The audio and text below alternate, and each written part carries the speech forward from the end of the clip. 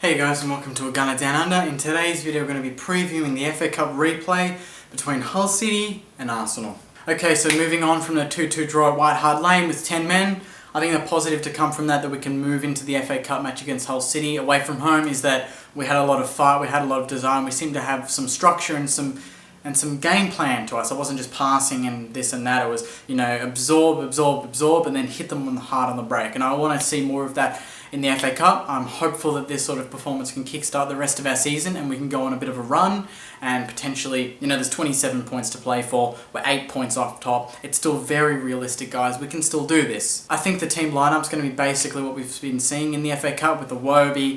Espina should keep his position. He was outstanding at Tottenham. I think Gibbs potentially could keep his position. Whether Chambers comes in or Flamini, not too sure. Welbeck, great up front. Walcott, I think it might be his last chance to really work his way into form. We could give him a start either up front or on the right. Sanchez, I think we need to give him as many games as possible to get the run on the board and to get his form ready, because we don't want to keep, he's hitting form, he scored and now let's take him out and rest him and then West Brom and then rest him. And we don't want that. We want him to get some consistent match play under his belt and to get those performances going, and scoring is a great start. Ramsey potentially resting. I think we can go with Chambers and El Nene in the midfield with Ozil potentially. Whether we rest Ozil, but that's another player like Sanchez where let's stop resting them. Let's give them. There's only 9 games to go, plus Barcelona where we're probably out of the Champions League, and then any future FA Cup matches.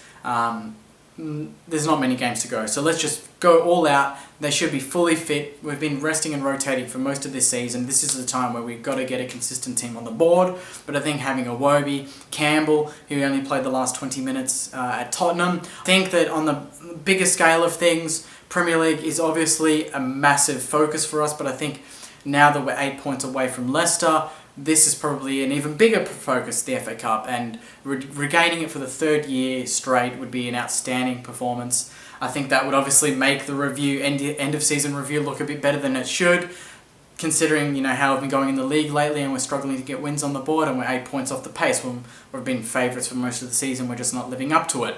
I've heard rumours though that if we don't beat Hull City, that Wenger's job could be at stake. I think that's a bunch of crap. I'm not sure how true that is. I'd like to hear your thoughts, guys. If we do get knocked out of the FA Cup and we're pretty much relying on the Premier League and we're 8 points off that with 9 games to go, is that Wenger out? I don't want to light the fire, but I'll let someone else light it. So you guys discuss it. I'd love to hear your thoughts on where that's at, because obviously FA Cup last couple of seasons is kind of covered over the cracks a little bit, but what if it's not there to cover those cracks and we don't win the league and Tottenham finish above us for the first time under Wenger? Is this a sign that is there someone else out there? My score prediction is I think we're going to win this one 1-2. I think we'll score a couple of away goals and get the result, although Hull City will go all out for this one. No doubt about it. They're at home. They're in front of their home fans. It's the FA Cup. The draw opens up after this match. You get Watford at home.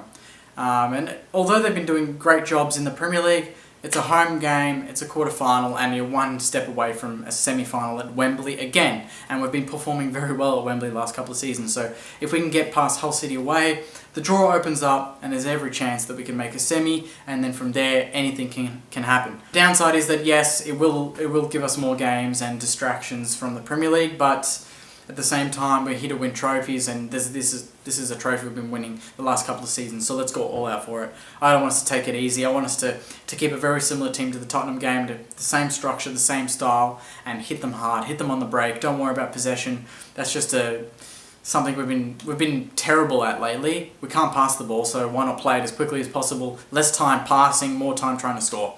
That's the way to go. Anyway, guys, thanks very much for watching. I just want to quickly stop the video here and just to dedicate this to my Bapu, my grandpa. He passed away last Wednesday.